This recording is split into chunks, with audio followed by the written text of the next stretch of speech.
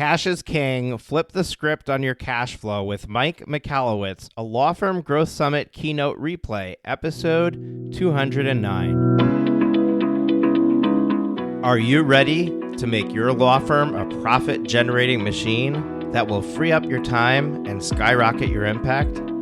With more than 2 decades of business growth experience and having proven that you can be successful while prioritizing your family and your impact, introducing the Profit with Law podcast. I am your host, the creator of the Firm Differentiator 10X Effect, Moshe Amsel. Well, hello and welcome to the Profit with Law podcast. I'm your host, Moshe Amsel, and today I have a treat for you. We pulled one of the keynotes from the Law Firm Growth Summit 2021. It was back in February, and we had Mike Michalowicz as a keynote speaker. For those of you who don't know who Mike Michalowicz is a best-selling author of many business books. He's known for The Pumpkin Plan. He's known for Profit First. He's known for Surge, Fix This Next, Clockwork, and more.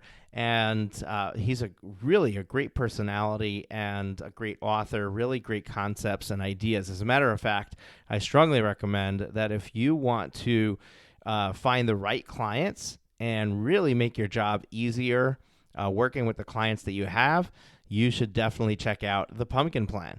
If you want to figure out what's the next thing that you should do in your business, his book, Fix This Next, is great for that.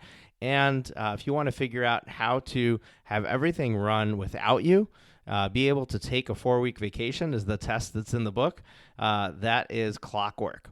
But the keynote that he did was on Profit First. And for those of you who don't know what Profit First is a book that came on the scene back in, when was it released? I think 2013 or something like that. But it really, it gained a lot of traction in the entrepreneur space, and there's a ton of small businesses using the system laid out in Profit First to solve their cash flow issues. As a matter of fact, the Profit First organization tagline is eradicating entrepreneurial poverty, and I love that line because it really depicts most business owners. Most business owners have, even if they have a really successful looking business, they are actually in poverty themselves. In other words, they're always putting their business, their employees, their customers first, and therefore they're the last ones to be rewarded for their hard work, which often doesn't happen. And in the book Profit First, Mike Michalowicz lays out not just why that's happening, not just a solution to the problem, but literally step by step how to implement that solution. And whenever he takes the stage, he really does a good job of dumbing down the process. I mean, it's really a simple system to begin with, but really making it easy to understand why it's happening and how to get around it, how to work with it. So I'm gonna bring on his keynote address. It's an hour long, so this is gonna be a longer episode, especially with me rambling here at the beginning, and also I'm gonna ramble at the end. But if you did not attend, or even if you attended the event, it's going to be great to hear it again because it's just one of those sessions that was just unbelievable. I mean, the response that we had in the audience and the chat was off the charts with that specific session. So I'm really excited to bring it to you. But I want to tell you about something that we have going on that's going to be really go really, really well with this episode. And that is we're doing a free training called Take Your Profits. And in that training, we're going to walk through how to implement Profit First for a law firm. So basically, we're going to take the Profit First system and we're going to play it out for a law firm and show you how you can solve your cash woes or your cash challenges with Profit First. So Take Your Profits is coming up. It's going to be held, there's going to be 3 sessions. There's one this Wednesday, one this Thursday, and then one next Tuesday. So you want to make sure that you register for this quickly if you're hearing this episode when it comes out, and if you're hearing it shortly thereafter. If you're hearing this in the future, we'll redirect the URL to the next resource available, so you can still go to profitwithlaw.com/take your profits. Or you could always go to profitwithlaw.com/profit first to download 2 free chapters of the book, as well as a cheat sheet, a Profit First cheat sheet that we always have available for download. But if you want to join us on this free information session, this free webinar, free training, you want to come this week or next week, go to profitwithlaw.com/take your profits and join us. For that, we're really excited to be sharing this information with you and to help you on your journey to success with your law firm. So without any more wasting of your time, I'm going to bring on Mike Michalowicz now. Just a little bit of background about myself. I was a forensic expert for years. I grew a business doing computer crime investigation. In fact, my company did part of the investigation of the Enron trial and other major cases. So I have a lot of experience working with law firms and just appreciate the value, because I've seen it from the inside, that law firms bring to business, to their clients. So thank you for the work you're doing. My goal in this presentation, we have about 45 minutes or so, is to ensure permanent profitability for your practice by the end of these 45 minutes. And I know that's a bold goal, but if you listen closely and you take a few specific actions, you will see permanent profitability. That I assure you. Now, let's start off with something I've observed. Have you noticed that if we hear things enough times and we're told this is the way things are, that we just believe they're true? I mean, if you go back to days in school, did you remember this? We were told that Pluto was a planet. And in 3rd grade, when asked how many planets were in the solar system, I included Pluto in there in my response to the test, and I failed because that, among other questions, I got wrong. Well, now they tell us Pluto isn't a planet. Why did I get an F? I was right. Or was I wrong because I wasn't complying with what my teacher was telling me? We've been taught things that just aren't true, and then one day they become debunked. Well, I found that there's a foundational formula that we're taught that absolutely isn't true. Just to give you some perspective, I've had multiple businesses myself. And in my early years, I had some successes. Like I shared, I had that computer forensics business. It was ultimately acquired by a Fortune 500. I thought I had everything clicking. I understood how to grow a business. The faster you grow, the better. Well, when I was running that business, in all honesty, it was never profitable. I was living my lifestyle at home check by check. Every time the sales grew, my profitability didn't. It was almost seemed like there was some uncanny force observing the increasing sales, increasing revenue, because my expenses increased the exact same rate. Every time I thought I had a breakthrough moment, finally, I've broken into the profit barrier. The profit that I thought I had vanished. In fact, one of the most heart-wrenching moments I had was with my accountant. After growing my first business, which was in computer technology also, not doing forensics work, we were installing computer systems, interestingly, for law firms predominantly. And as we were installing these systems, after 3 or 4 years of grinding it out, finally, for the first time, my accountant came to me and showed me an income statement that had a $15,000 bottom line. He had circled it multiple times in this blue marker and said, "Mike, I want to congratulate you. After all this hard work, you have a profit." I felt the butterflies building up. I'm like, yes, finally, a profit. This feels so good. And I looked at my accountant in his eyes and I said, "Keith, where is that profit?" And that's when he did. I don't know if you've noticed how accountants laugh. They laugh and it reverts to maniacal snorting. He looked at me and goes, you don't have that profit. That's an accounting profit. You spent all the money. It's already gone.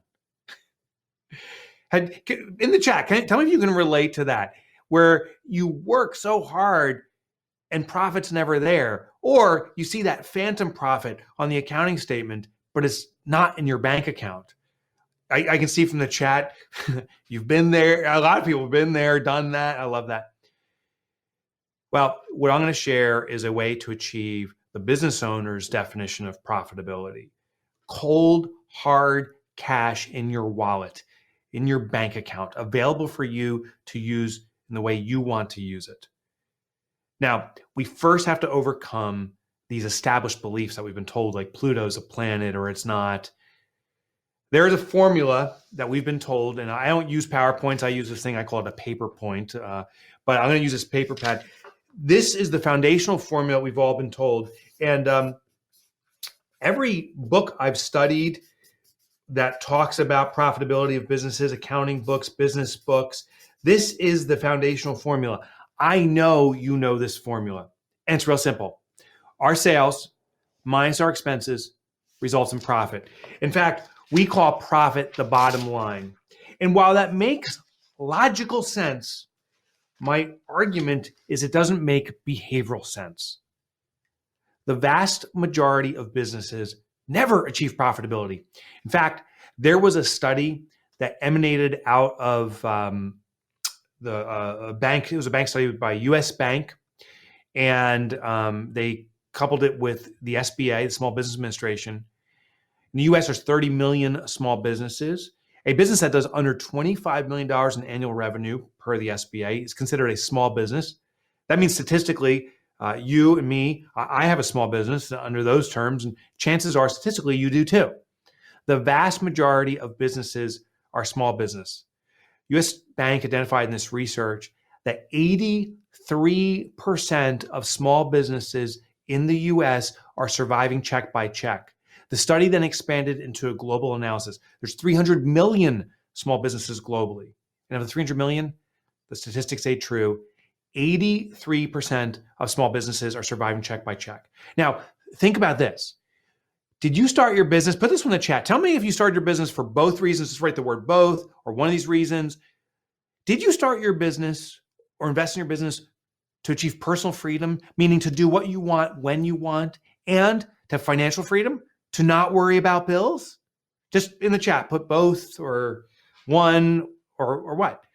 And you guys are very active in the chat. I appreciate it. So I already see almost all of us, both, right? Of course, we started our businesses for that reason. And the foundation for a successful lifestyle business, to a business that supports your lifestyle, is rooted in financial freedom, not worrying about bills. And if we can have that, then we can achieve the next degree, which is personal freedom, where we're not beholden to the business serves us. Well, 83% of businesses are surviving check by check. As our revenue is increasing, no matter how much we push on it, there's no profitability. Why is that, I thought? My own businesses, I experienced this too. I said, is there something wrong with my mind? I mean, I want financial freedom. Why am I not achieving it? Why are 83% of people not achieving it? And that's when I looked at this formula. This formula makes logical sense, but does not make behavioral sense. And the reason is profit comes last. Now, logically, you have to have revenue come into your firm, you subtract the expenses you incur, and what's left over is profit. But from a behavioral aspect, profit is a leftover. What does leftovers mean? It's the stuff that didn't get consumed, the stuff we don't want. It comes last. Think about the word last. If you love your family, do you proudly say to everyone, I put my family last? Of course not. If your health matters to you, do you say, I put my health last? No. Last means it's unimportant today. It's the perpetual mañana.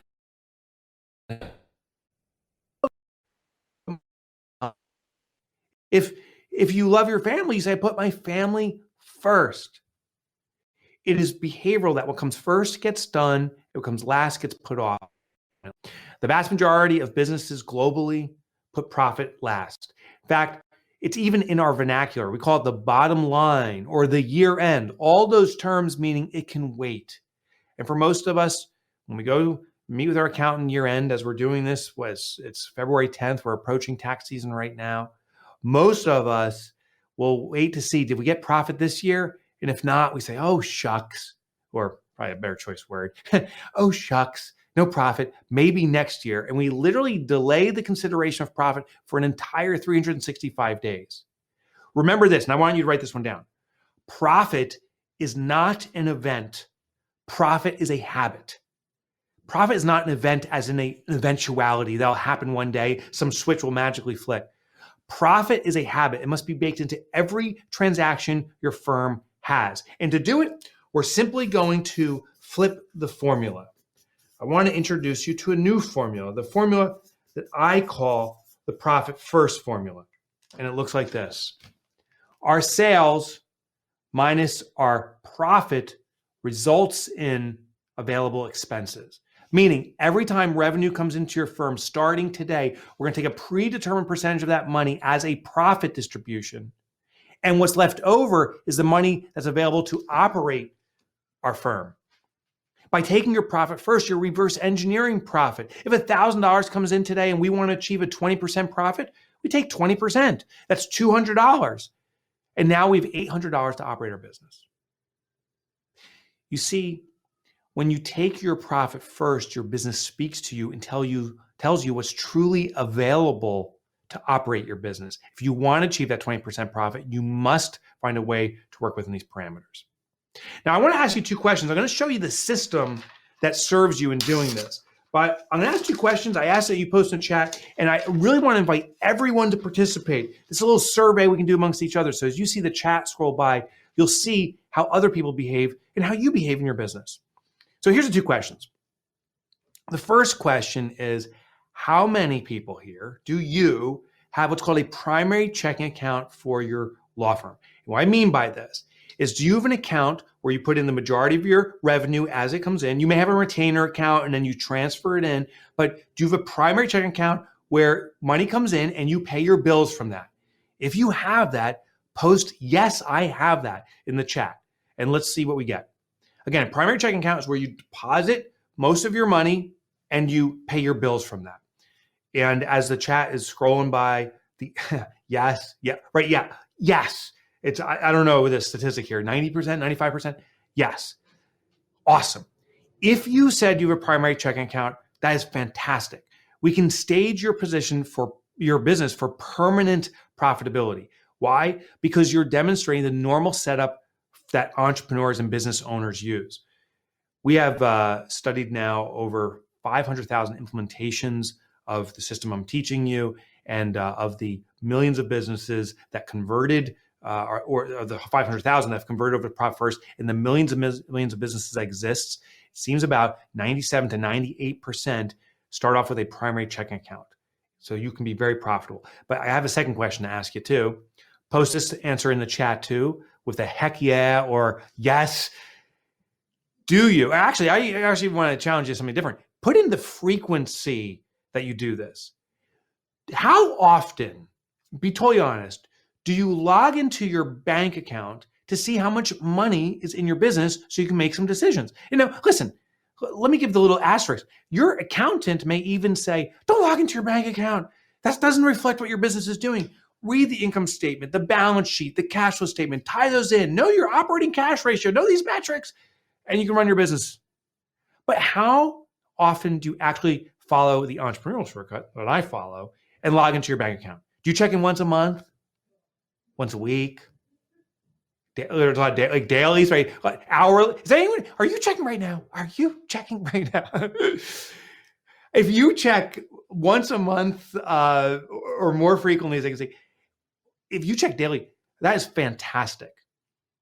The method, I call it bank balance accounting. The vast majority of business owners log into their bank account, see how much money is available, make decisions based upon the money they see. It's awesome because that's an established behavior. When we want to achieve an outcome that we desire, it is far harder to change our habits and behaviors, start reading income statements, tie it into balance sheets, know all those numbers, manage it, and ignore the bank account.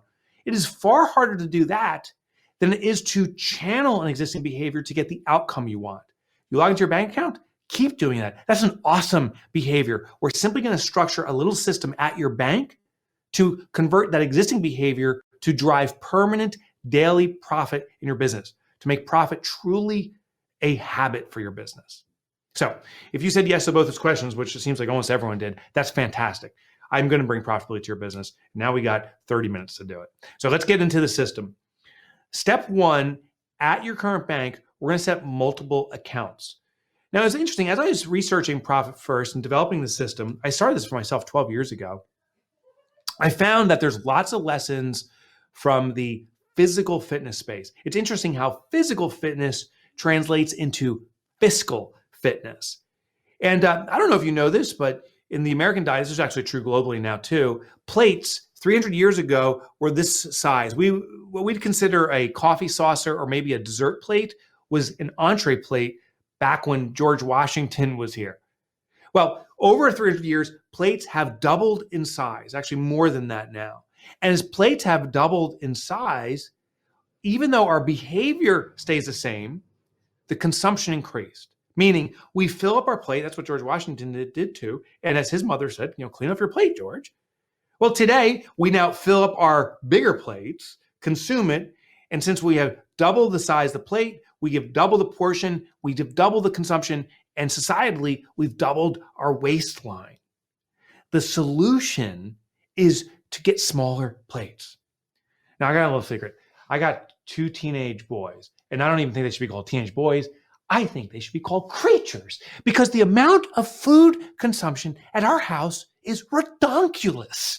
I mean, these boys, they wake up at the ass crack of 1 p.m, come out, they grab a bowl, they fill it up, it's overflowing with Cheerios, munch away. I swear at our house, we go through a box of Cheerios every hour. And if you have teenage boys, I'm sure you can relate.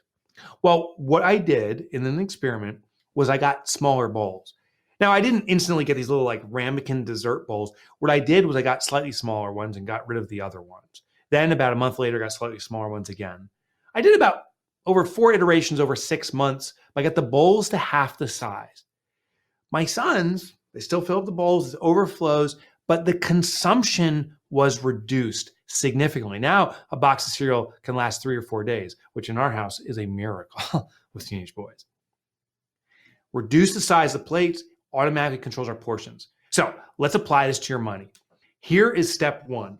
What we're going to do is set up multiple accounts at your bank. And I'm going to write these down on my paper point here, and I'll explain what each one is.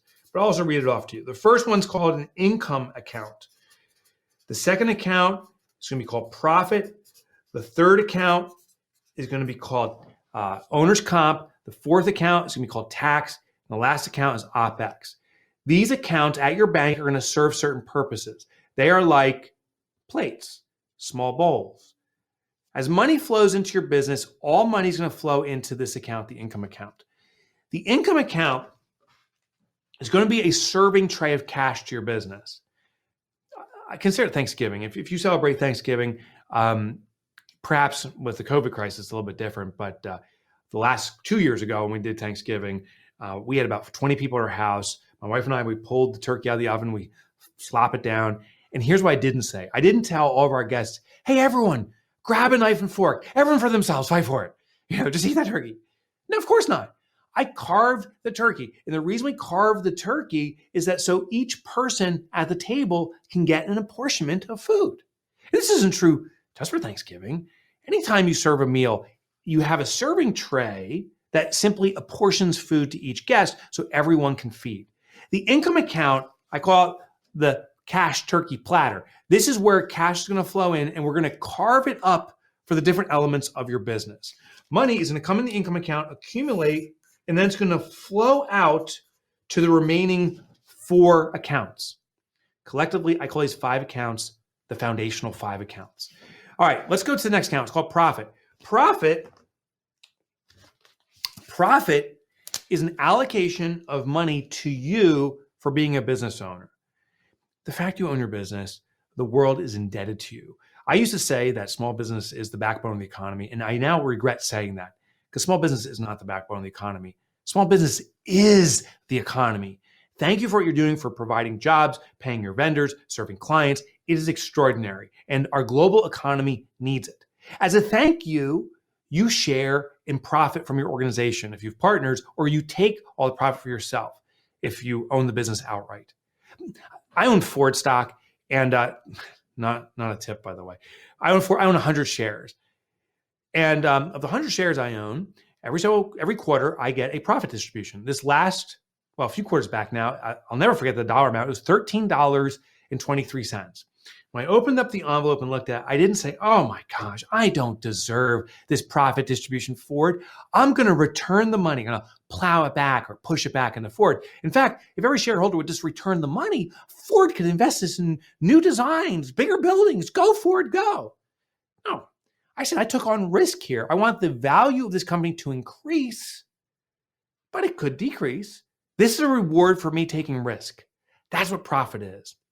I didn't receive the profit account, that check of $13.23 and say, you know what, I got to head over to the Ford factory right now and earn this back and work for a little bit. No, I'm a shareholder. Profit is a reward, recognition for the risk you've taken. You are a shareholder in your business. You own stock.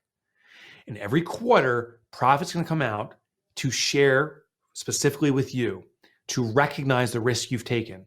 You do not plow back or push back money into the business. That's profit.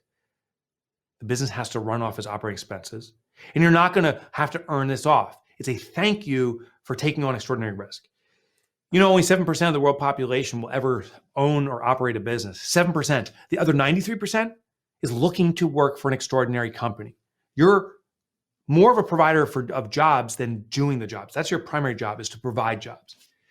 Profit is in recognition for that. The next count, owner's comp here, is the compensation to do the work you do within your business.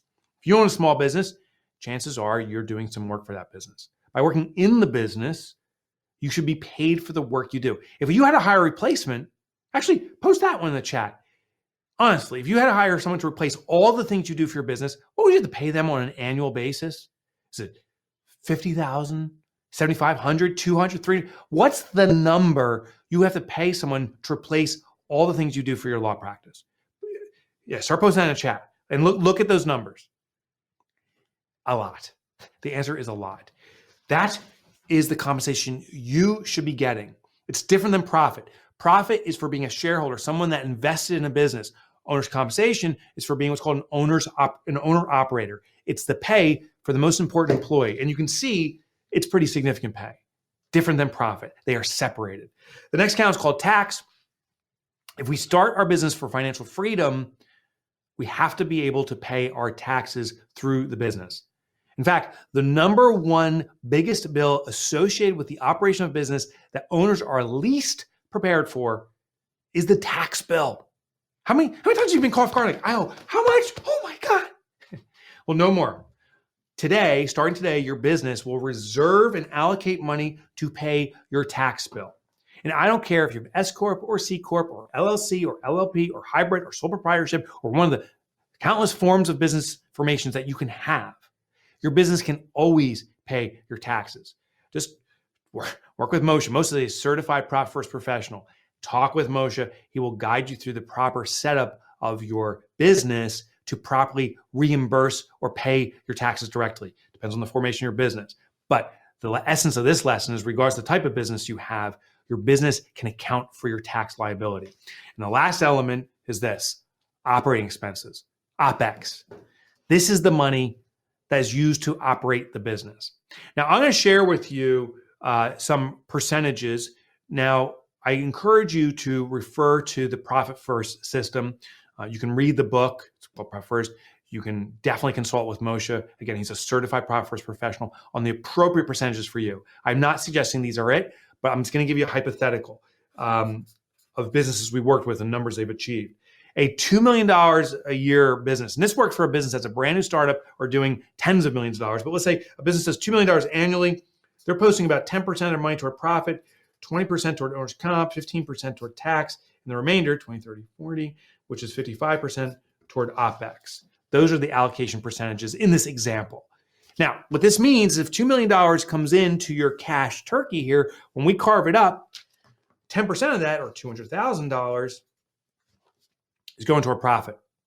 Then 20%, $400,000 is going toward owner's comp. And I have pretty bad handwriting. I don't have lawyer's handwriting. I have doctor's handwriting. The next account, taxes, $300,000. Because I'll tell you, when you're having a profit bonus of $200,000, You better be prepared for a serious tax bill. And then the remainder is going to the operations of the business, 789, which would be 1.1 million. Now, you may be looking at these numbers and saying, this guy, how to operate a law firm, because no one can achieve percentages like this. Make money, we lose volume. That's a very mathematical joke. But here's the deal. You absolutely can achieve these numbers. In fact, you can achieve these numbers plus, even better, if you understand perhaps the most important principle I can share with you today. It's called Parkinson's Law. Here's the deal. There was a theorist from the 1950s named Northcote Parkinson studying our consumption, human consumption of resources, and how we behave around it. He challenged an established belief. Remember when we hear stuff repeatedly, Pluto's a planet? Oh, no, I'm sorry, it's not. Sales comes first and profit comes last. Oh, no, that's not true. Profit comes first. When we hear things repeatedly, we believe them to be true. And he noticed that there's this thing called the supply and demand curve. We've all been told, we've all been taught that as demand increases, supply will increase to meet the demand. And he says, you know what? There's some applications of that, but when it comes to human behavior, often it's the reverse. It's actually supply that dictates demand, meaning the more available something is, the more we consume it, as opposed to how much we want it. Think about it. I love chocolate chip cookies. If you put one chocolate chip cookie in front of me, I'll eat that chocolate chip cookie. If you put a dozen in front of me, I will eat more than one chocolate chip cookie. That's the supply dictating demand. The more available resources is, the more we consume. Consider this. Next time you're given time to write a brief or whatever, say you're given a week to do it. How long does it take you to write that brief? Probably a week. Say you're given a day to do it.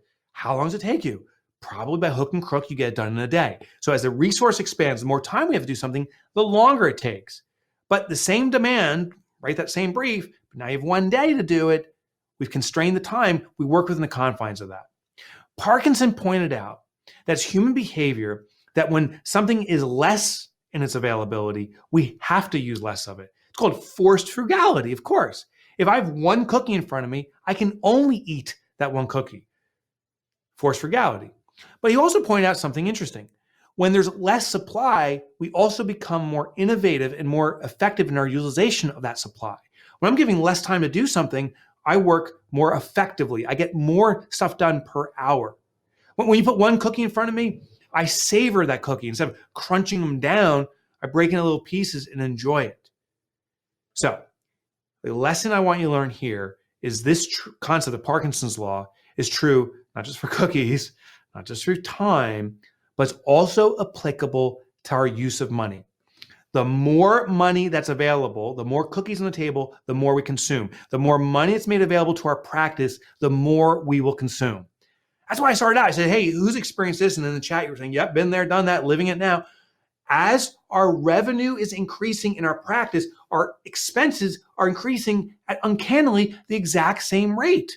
It's the supply of money that's causing us to consume more. So when you had that one primary checking account that you explained that most of us had, all that money's going in there, all the cookies are put on the table and we're consuming it. What we're now going to do is we're going to start carving it up. Cash turkey. Money comes in, we carve it up. So $2 million on an annual basis is coming in. I don't have $2 million to operate my business and spend it all. I now realize I have $1.1 million to operate my business. And sure enough, we start working within the confines of this. This is when your business starts to speak to you. You see this. And I'll tell you, as you start carving up money this way, it's going to happen immediately that you're not going to have enough money to pay your bills. I want you to write this next idea down too.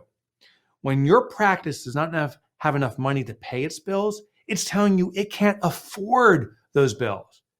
If you can't pay those bills, your business can't afford it, meaning there isn't enough cash available to pay those bills if you want to have 10% profit, if you want to pay yourself a salary like I pointed out earlier.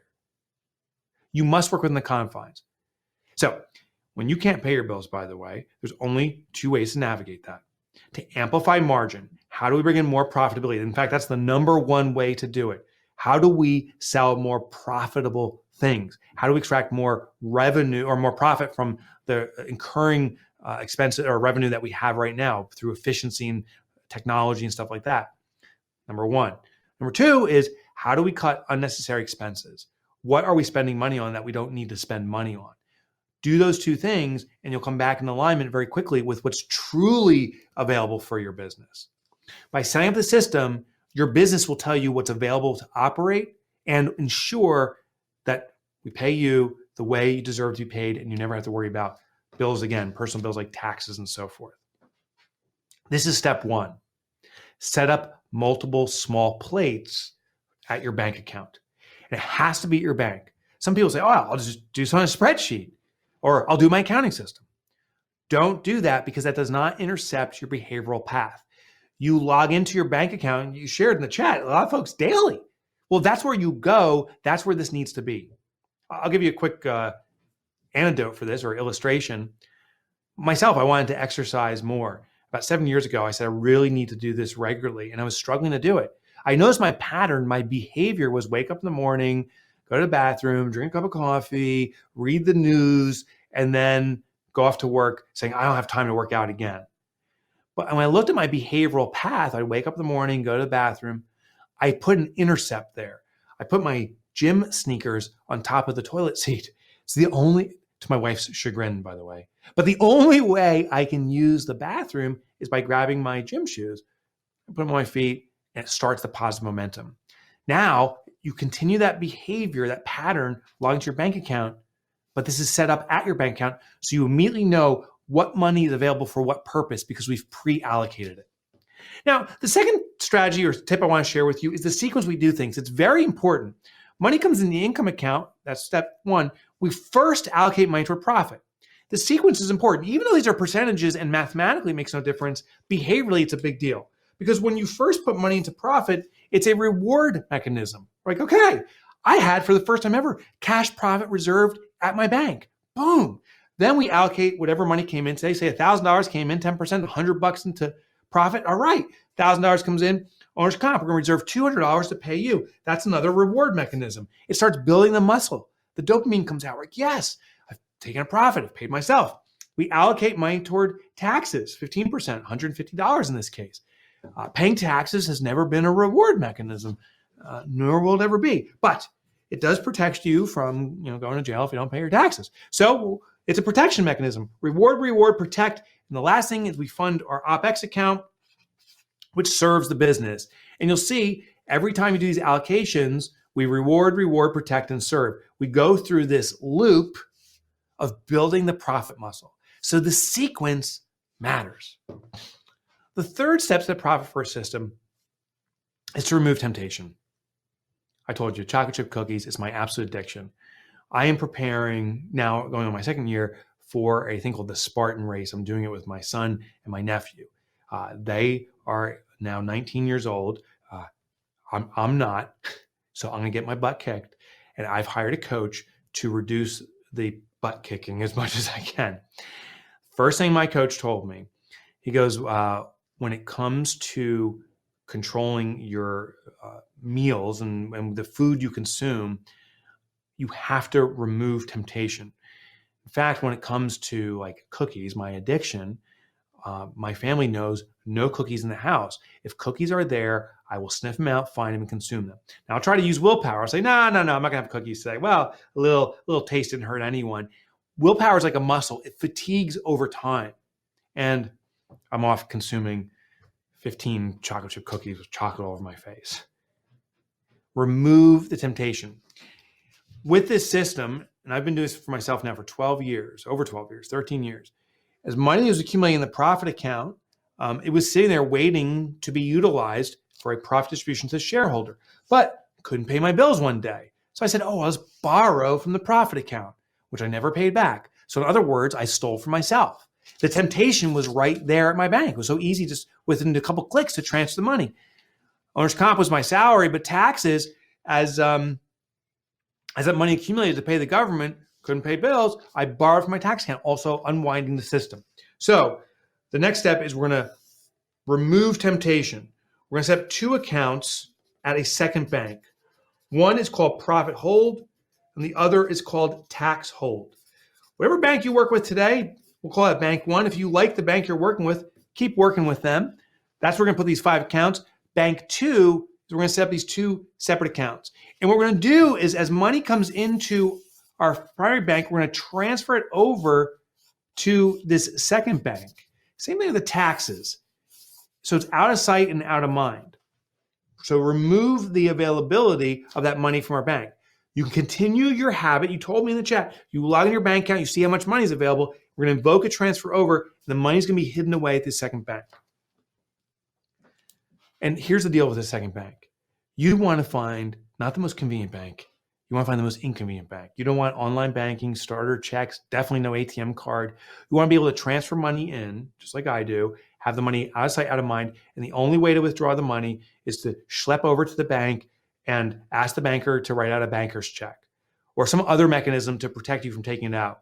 In fact, someone I'm working with did an extraordinary approach.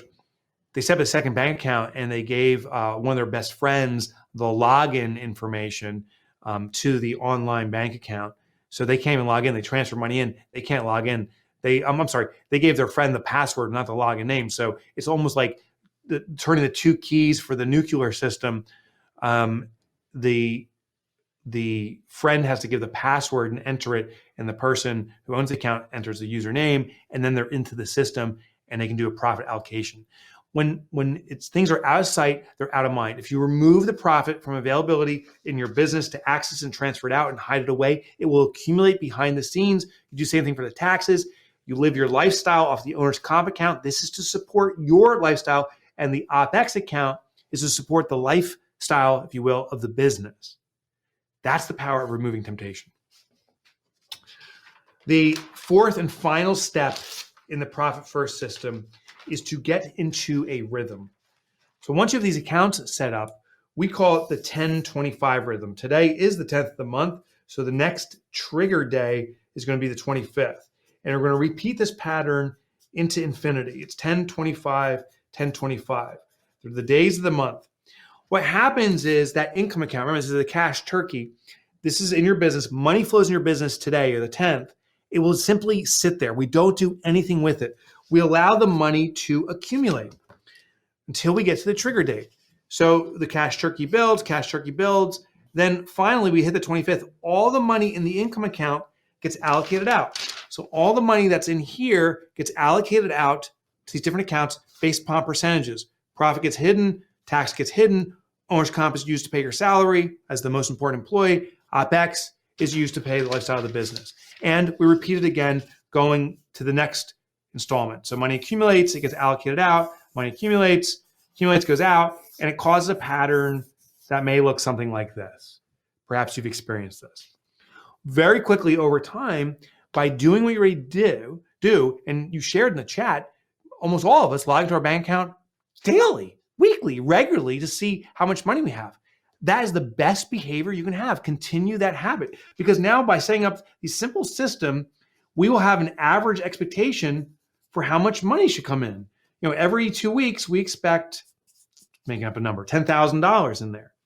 Well, sometimes the money is going to be significantly more than our average. Just by looking, you log in, you say, oh, the income account has $25,000. I usually have $10,000 on average there.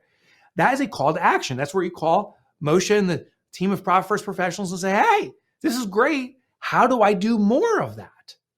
Other times, unfortunately, the reality is there's less money than expected. That's also a call to action. You call Moshe, team of Profit First professionals, and say, hey, there's less money than expected here. Usually it's 10,000, there's only 6,000. What went wrong? How do we fix this?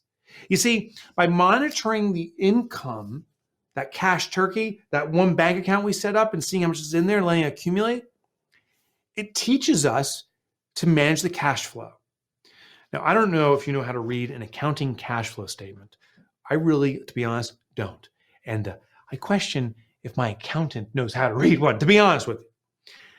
But I do know how to log into my bank account because I do it every day. I do it multiple times a day, and I can see what the balance is.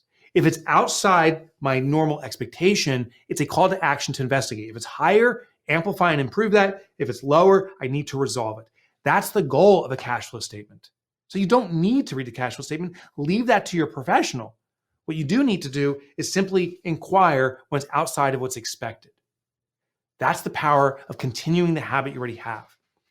There's one more part to this rhythm, my favorite part, beyond the 10-25 rule, and I call it the 90-day rule. So I'm just putting the number 90 up here. Every 90 days, that money is accumulated in that profit hold account. It's time for distribution. I told you when we started out that Ford sends me a check every quarter. If you own public stock, chances are you get a quarterly profit distribution. I'm not necessarily a fan of large corporations. I mean, I respect them. I just don't want to have a large company. But I'll tell you, Ford and Amazon and Google and Spanx and all these companies started as micro businesses, as small businesses. The only way to grow from a small business to a business of their size is with absolute fiscal financial discipline. And the number one lesson I've learned from all these companies I've studied is always reward the shareholder to keep them engaged. Often I see it in their mission statements, their commitments to reward the risk takers, the people that own the business, the shareholders. And most of them do it every 90 days. Ford sends out their check to me and other shareholders. Your business, you're the shareholder of it, maybe the majority shareholder, maybe the only shareholder. Every 90 days, we're going to take out a profit distribution. That money that's sitting there, it comes out to you as a bonus. It's not your owner's income. This is the thank you for taking the risk of starting or investing or building a law practice, for being a provider to our economy, to giving jobs, to paying vendors, to serving clients. That's your bonus check. Thank you. Now, here's the deal. As I went through this system, you'll see there's a lot of paper here. One thing I learned from my fitness instructors helping me prepare for the Spartan race, he said to me, part of the race is you got to run a long distance. One thing I also want to do is run a marathon. He goes, I'll tell you, the first day of practice and preparation for running a marathon, here's the thing you don't do. You don't run a marathon on your first practice. You stretch. You start learning form. Ultimately, you start building your way up until you can run a marathon. What I just showed you was in 40 minutes, or not even 35 minutes, I showed you the marathon of Profit First, the entire system. This system will serve you, but I also know that you may be overwhelmed right now. You may be skeptical, saying that this won't work for me. You may even be thinking it's a shell game. When I set up the system, I actually didn't believe it would work. I set up for myself, it was actually 13 years ago when I set it up. I did have desperation. I was struggling to make income, and my sales were increasing. I wasn't taking anything home, my personal income. I was struggling to have profit. So I set this up out of desperation. Well, for myself now, following the system, I've had over 50 quarters consecutive, 50 consecutive quarters of profit distributions. And you will too when you do this final step. There was a study in a book called Decisive by Dan Heath and Chip Heath. And it was this concept of raising the bar. We as business owners are told constantly raise the bar. How bad do you want it? What's your 10x factor compared to your competition? What's your big, hairy, audacious goal? Push, go, go, go. But their study showed that instead of setting these lofty goals, because the failure rate can be so high, actually set really low goals, lower the bar, and you'll have more momentum. Because once you have an early on success, you'll repeat it again and expand a little bit and grow into it, just like running that marathon. Here is my promise. I told you I'd make you profitable by the end of this presentation. Well, I got 3 minutes to do it, and here's how we're going to do it. It's 2 steps, and I want your commitment to do this by tomorrow, and you will have permanent profitability in your business. I promise you. Step 1 is to contact your bank and set up one account, a savings account, and call it profit. And as difficult as COVID is, the one thing that's happened is banks can do most of the stuff now remotely. You don't have to go to the bank branch anymore, so it actually saves you time. Set up one account at your current bank, where you bank, and call it profit. Step 2, allocate 1% of your income to the profit account. So if $1,000 comes in today, I'm saying allocate 1% of that. It's $10. Because here's the deal. If you move $10 to your profit account, the remainder is $990. It'll be of no consequence to your business. If you run your business off $1,000, I'm sure you can run your business off $990. There's no consequence. But it's highly consequential that now you have $10 of profit in that account. Cash profit sitting there waiting for you. And tomorrow, when you allocate 1%, that $10 will go to 20 or 30 or whatever. And I know it's just a matter of time before it becomes 2% and 7%, and you grow into the full system. As I share with you, we now have about 500,000 companies, a little bit more, that have implemented profit first successfully. And almost all of them have started slow and then they let it grow. They started out with a small amount of money, 1% going to profit, and they grow into the entire system. And maybe it took them 6 months or a year to get there, but they bring about permanent profitability. I want you to remember this. We have been told since the beginning of modern accounting that your profit comes last. It's the bottom line. It's the year end. It's in our vernacular that you must keep on selling and must incur expenses to ultimately become profitable. But I want to introduce you to something new. I want to tell you that profit comes first, and it's as simple as flipping the formula. Starting today, every time revenue comes into your practice, take a small percentage, allocate it to a profit account, and watch that profit grow. Then, by taking your profit first, you will have become permanently profitable. Thank you very much. How are ya? Hey, Moshe. Thank you What's for having going me. on? It's good to see you. This is an amazing event. Thank you. And I will tell you, the chat is blowing up with, oh my gosh, this is the best session so far. This guy is amazing. I mean, you really blew it off the top off the bottle here. I'm speechless. I mean, people are just loving what you shared. Well, thank you for saying that. And this truly is a privilege for me to be here. I cannot drive home the fact of how important profitability is. I would argue, and may sound crazy, but every firm here, every one of your clients wants you to be profitable. Now, they will never say, hey, Moshe, can you charge me a little bit more? Can you double the fees on me? But what they will say, as a client to your practice, I want the best of you. I want your full undivided attention. I want you to serve me like I'm your most important client, because this is a very important situation, case, contract for me.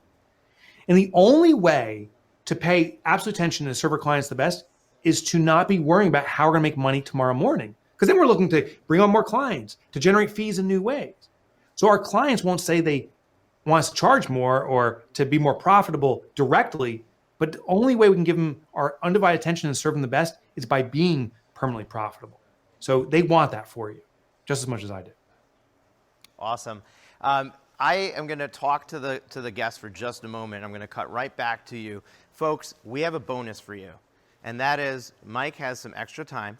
So what we're going to do is we're going to allow you to ask some questions in the chat. Now, here's how that's going to work. I want to take at least one question from somebody who's already using Profit First and has a question for Mike. And the way that I'm going to know that that's you is I want you to start your question with Profit First user and then ask your question.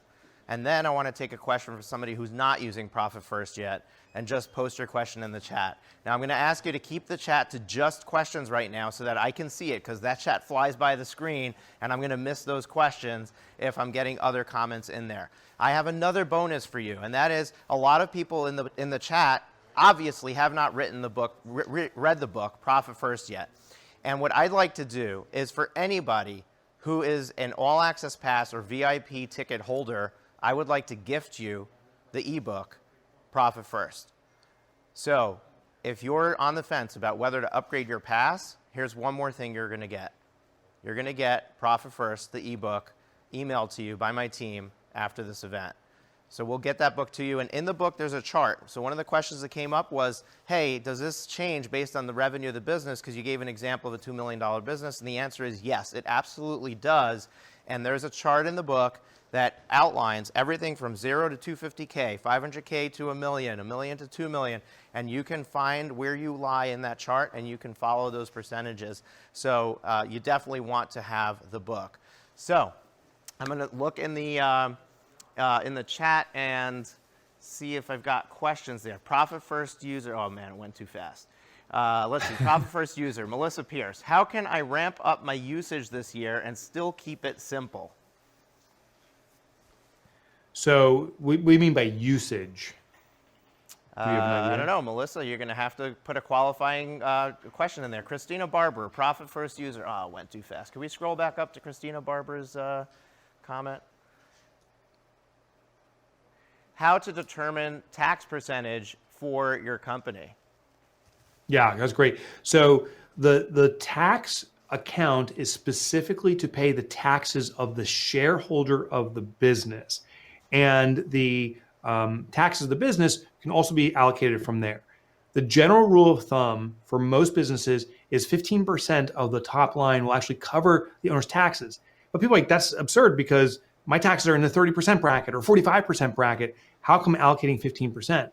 Well, it's 15% of your profitability that actually is what's taxed. So any expenses you incur is not taxable in businesses.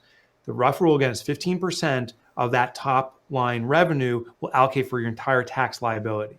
Now, here's the thing with Profit First. It's a fungible system. 15% is simply a guideline. We call them TAPs, or target allocation percentages.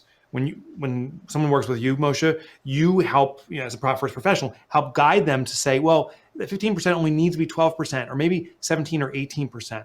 But let's start, I would suggest, with 15% and then start dynamically adjusting it under the guidance of a professional accountant or coach.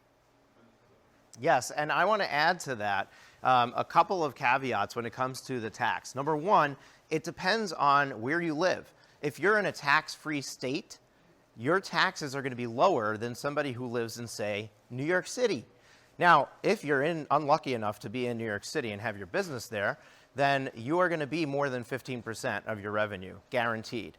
Because you not only have New York State income tax, but you also have the New York City income tax on top of that.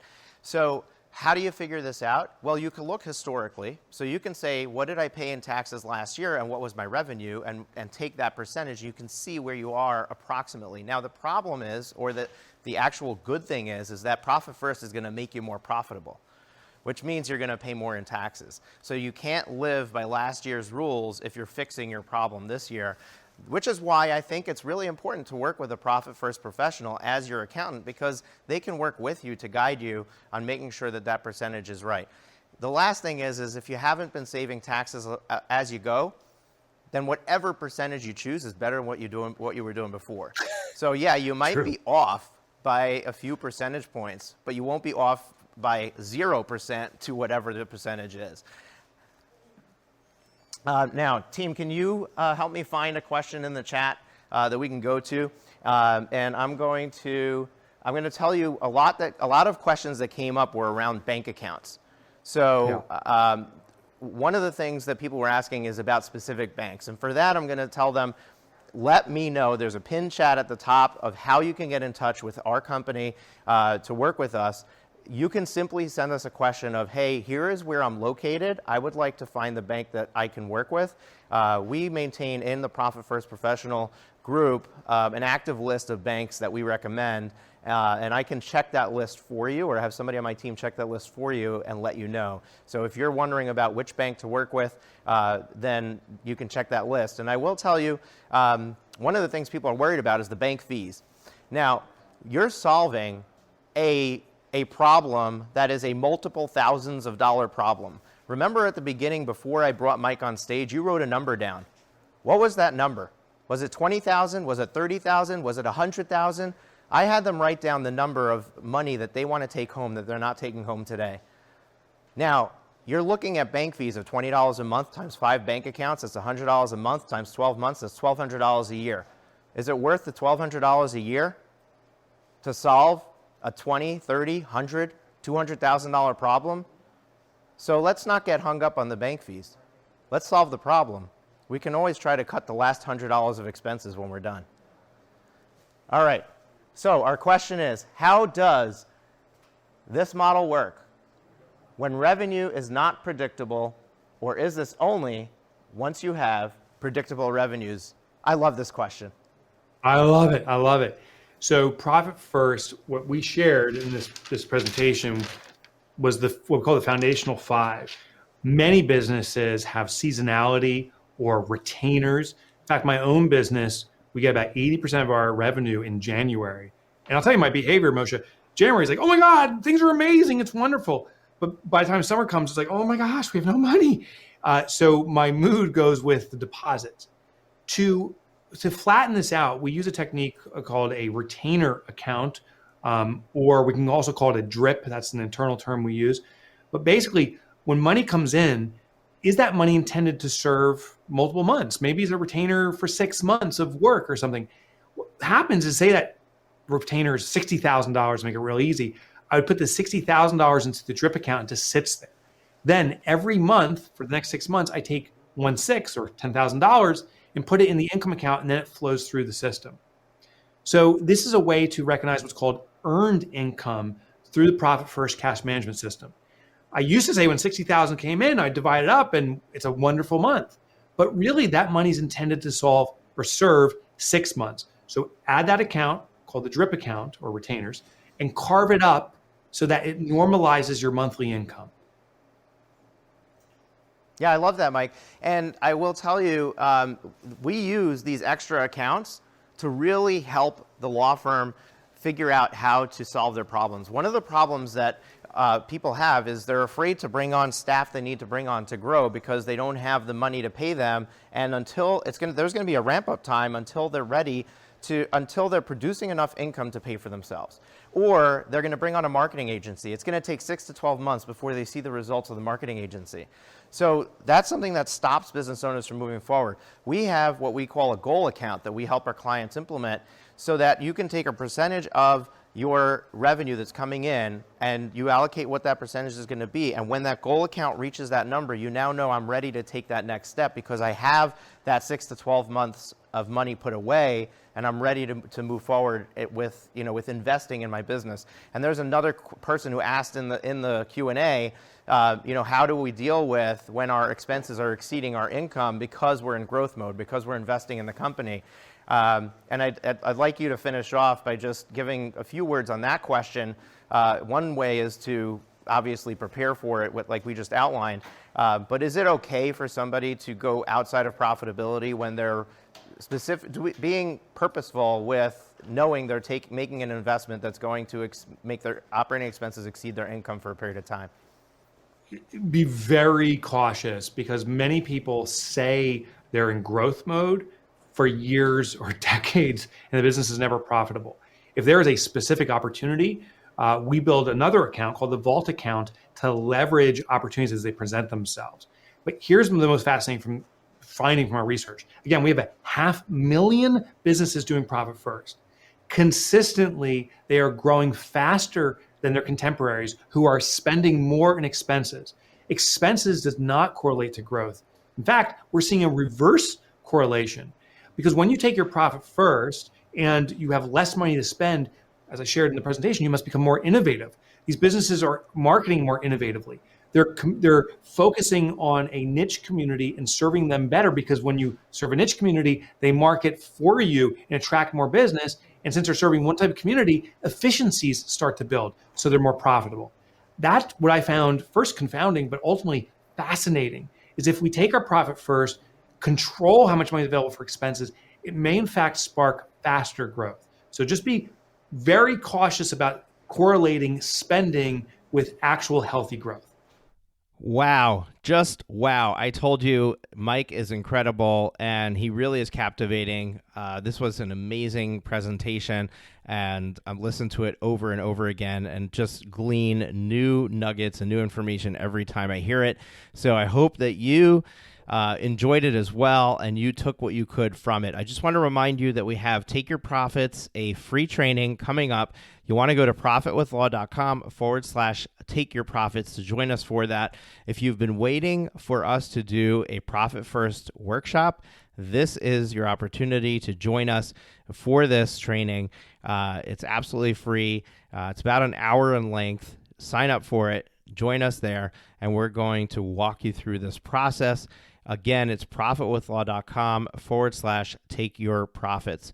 And for those of you who are tuning into this podcast for the very first time, you want to definitely check out our previous episodes. Go back in the archive, binge on some episodes. We have a ton of amazing guests. I'm also typically here every Tuesday sharing some of my own wisdom, but This time, obviously, I shared Mike Michalowicz with you. So hit the subscribe button in your podcast player. This way you get notified every time a new episode is dropped. We're here twice a week, every Tuesday and Thursday. Folks, take care. We'll catch you on Thursday. We have a special guest for you then. We'll see you then. Take care. That's it for this week's episode of Profit with Law. If you have enjoyed the show, please consider sharing it with at least one person. Imagine how many lives we can change if we each shared this episode. Another way to share the episode is on social media. We appreciate your support and look forward to you joining us again next week.